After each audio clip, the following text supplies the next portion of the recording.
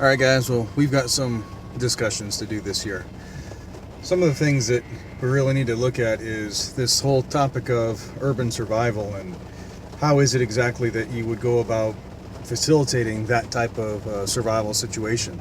Is it an urban woodland thing that transitions somehow into an urban environment? And I'd say yes. The thing that most people are going to have to realize is the cities are going to decay into total chaos probably within 3 days. That 3-day time frame is what they call the trigger effect. The trigger effect is based on a few things. One, the trucks that bring your food to Walmart, to Big Lots, to wherever it is that you shop, work on a 3-day rotation. After 3 days, that food's gone. There's no trucks coming in, gang. That's for everything. Anything that you would go buy at a store is all the same way. Your gasoline at the local Quick Fill or 7-Eleven, whatever it is in your town, that's gone after a few days.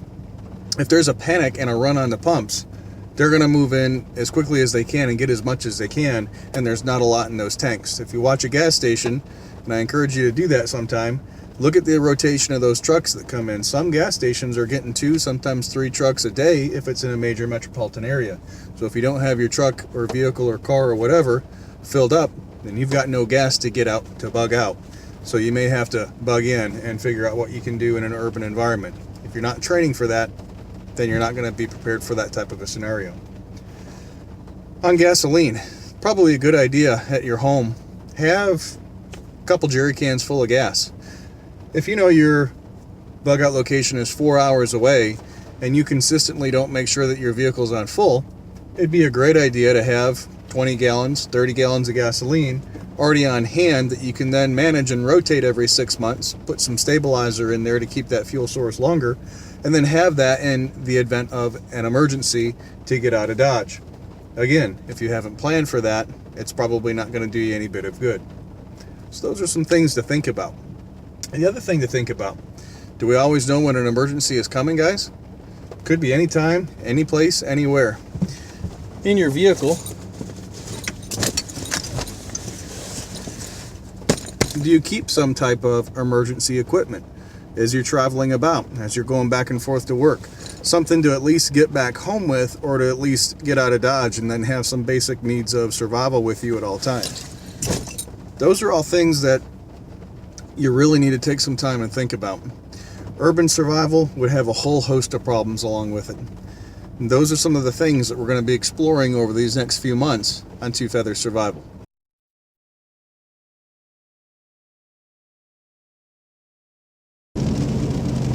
Mobile bug out. This is something that a lot of people think that in the event of an emergency, they're just going to be able to hop in their family vehicle or truck or their bug out vehicle or whatever case that is. That might not always be true. When I first moved to South Carolina, I was greeted by Hurricane Floyd. Being a New York boy, I thought, okay, cool, we're closing on a house today. And everybody else said, no, sorry, the low country is closed. Go find another spot. And is what I wound up realizing is, after moving from upstate New York and driving for 12 hours with my beautiful wife, is what I was told is I need to drive out of the low country to what should have been a 3-hour ride, and then gotten back to an area in the upstate, and that wound up taking a period of time about 12 hours. Parking lots were, I guess I should say the highway was an absolute parking lot. Saw many vehicles that had burned along the side of the road. So this casual driving out is something that I may or may not be able to do. Simple rush hour traffic driving downtown in the morning is something that I fight on a daily basis. The highways are just too clogged with vehicles. If you time your bug out wrong, and the point that you want to leave and go to your alternate location to get out of the city, you're going to be greeted by that exact same thing on the highways, which would just be a wall of traffic, and everybody had the exact same idea. That's something that you need to plan for. You might need to think about other routes to get out of whatever that area is. As long as I can get out, well then I'm okay. Well, that's the first issue. The second thing that you need to really consider, gas. Do you routinely keep your vehicle topped off at all times? And what I mean by topped off is 3/4 of a tank or more. If you're the type of guy, and I'm guilty of this myself because I'm poor, if you're that type that is always driving around with 1/4 a tank or less in your vehicle at all times, well then how far are you going to actually get? Maybe just outside the city, maybe to the next town. If you're thinking that, well, I'm going to bug out and go to my secret squirrel bug out location, and as all you've got is 1/4 a tank of gas, and you drive to the local gas station and realize that either they're sold out of gas at that point, or everybody and their brother has now purchased gas and they've swarmed the gas station and it's closed, or they just no longer are in service, that's going to be a problem for you. Those are all things that you need to consider and you need to take into account in that type of a situation. The other thing that you have to consider is kind of what I'm coming up on here. Got what looks like a fairly severe motor vehicle accident. What if everything that you've planned on includes your vehicle at your bug out location? That's your makeshift mobile shelter or whatever the case is. If now we've gotten to that location and you realize that my mobile shelter is involved in an accident like we had just passed there, I'm out of luck. So now I've got to grab whatever's in the backpacks that I brought with me and get the heck out of that situation. That's something that you need to plan for. And as you see here, I can't really turn the camera around, but the amount of traffic that is right here right now because of a small motor vehicle accident is pretty crazy. The other thing that you see, none of these people know how to drive. These folks simply are all in it in life for themselves, and they will not help out anybody else. That should be a warning sign as to what is a possibility in an urban collapse inside an urban environment. Those type of people are far different from the people that live in the rural countrysides. Rural countryside people typically are the type of people that want to help one another out. They are usually more giving of their time, they're more giving of resources that they may have because they understand the struggle. Folks in the city tend to be entirely opposite from that. They are more in it for themselves. They are more in it for them as the winner and everybody else as the loser. So those are things that we need to consider as well. I mentioned earlier, having gasoline on hand. That's something that you probably really should consider if you're thinking of a bug out location that is outside of whatever area that you live. The one that I've got in mind is about 4.5 hours from here. I should always have on hand at least enough gas that I maintain, and what I mean by maintaining is I actually look at putting some type of fuel stabilizer in that gasoline and making sure that I have the ability to put that gasoline in whatever vehicle that I have chosen and get out of the area and have enough fuel to get me to that 4.5 hour mark into the area that I want to be. You should plan on a bit of a reserve. You always have plan A, but you may be into plan B or C or D depending on how the roadway conditions are. Once people start running out of fuel on major highways, all they're going to do is simply abandon those vehicles.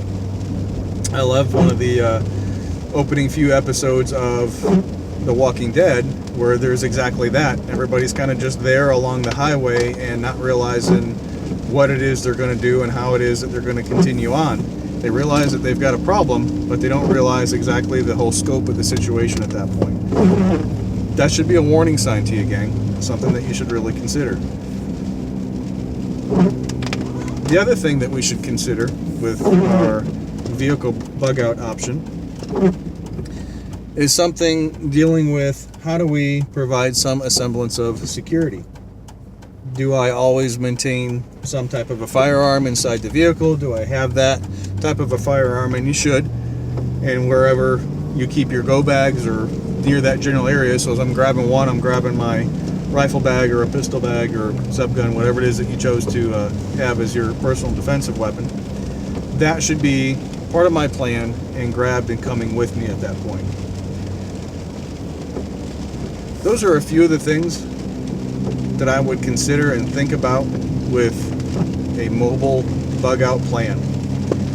making sure that I've got those things handy and always properly maintained would be a very good thing. That's something that you really need to consider with your plan.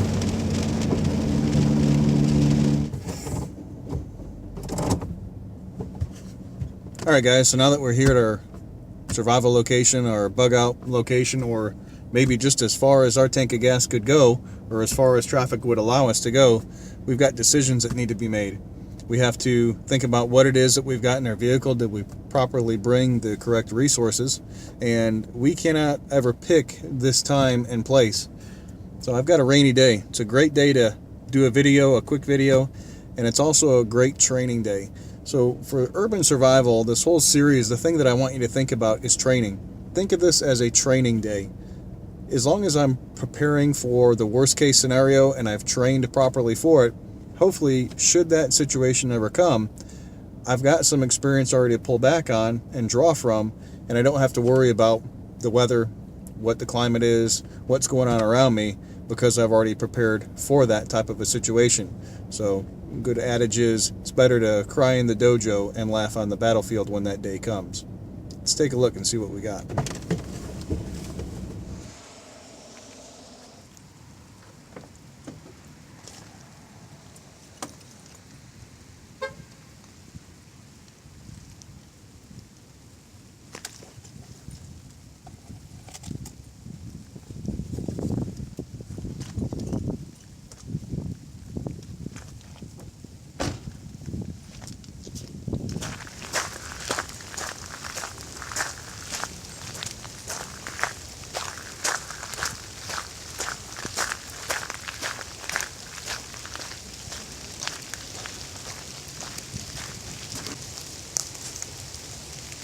Alright, so know what you guys are thinking. You said urban and you're in the woods. That's kind of some of the point to this. There's usually woods around most urban areas. There's things that I need to consider. Where do I want to be? If there's nothing but fighting going on, hunger riots, people fighting for food, killing, shooting, whatever the case is, do I want to be in the urban environment at that point? And the answer is no. So my woodland survival skills still need to play into this as a big equation. The other thing that we need to consider, you gotta kind of go with the gray man theory. Now, I've seen other YouTube videos, people talk about the gray man, and these guys are all wearing gray. Well, that's not necessarily what that means.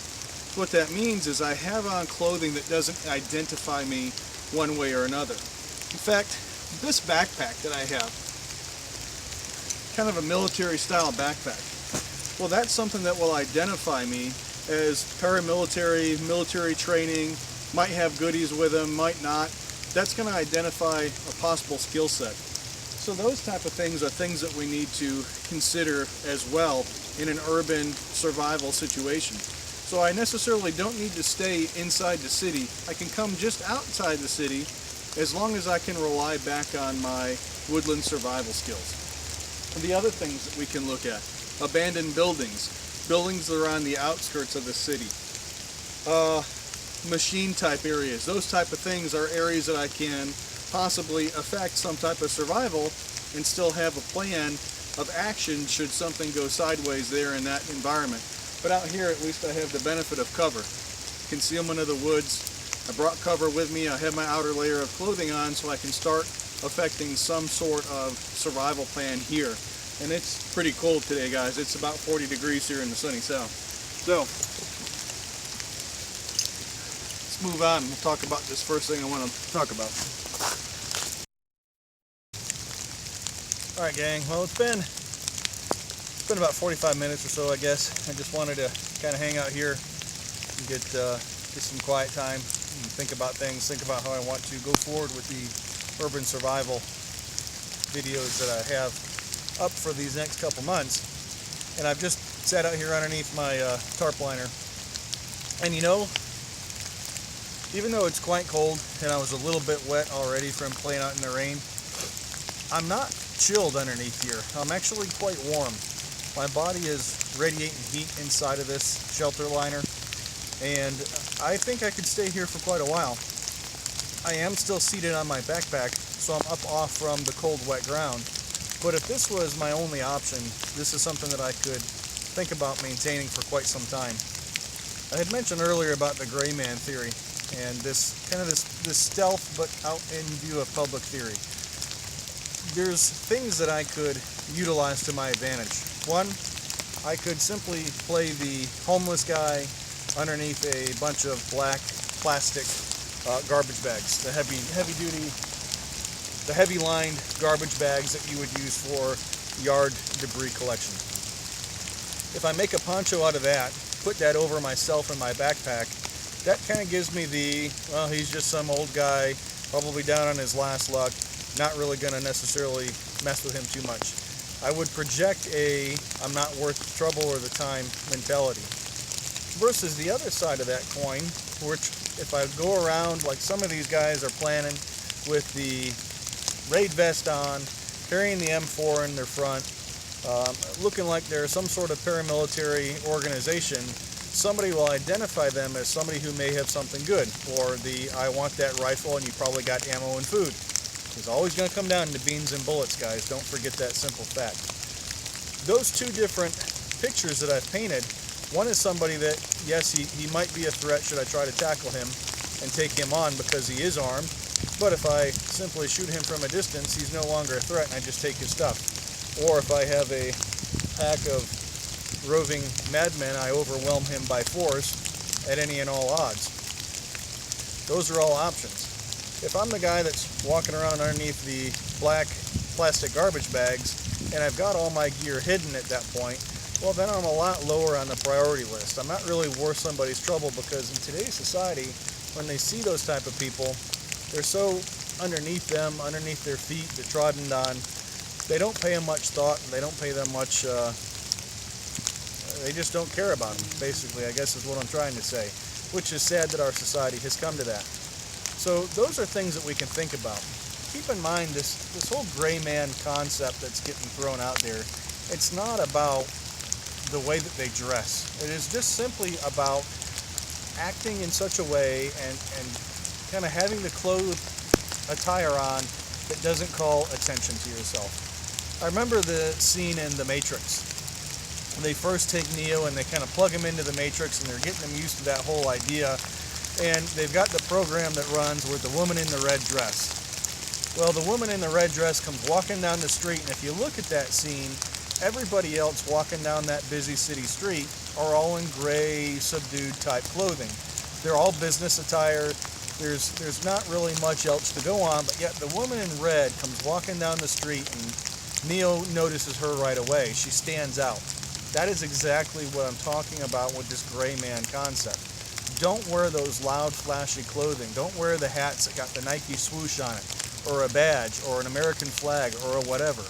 Go for the lesser of that, the very nondescript, anybody could be wearing it clothes, because we don't want to, if somebody identifies us, to say, hey, it's the guy that always has the big Nike swoosh jacket on. That's a quick identifier. Or the guy that's wearing the army jacket that says USA all the way with a big American flag. Proud of the fact that you're very patriotic, but those are things that you need to think about. If I intertwine that type of theology into an urban survival situation, then I'm going to be far better off in the long run. So that's kind of where I'm going with that gray man theory. And those are the things that we're going to start intertwining in to this urban survival skill set that I'm going to work on over the next few months here with you guys. That's all I've got for you today, guys. Remember, Tim with Two Feathers Survival. Keep your knives sharp and your go bags closed. Until next time.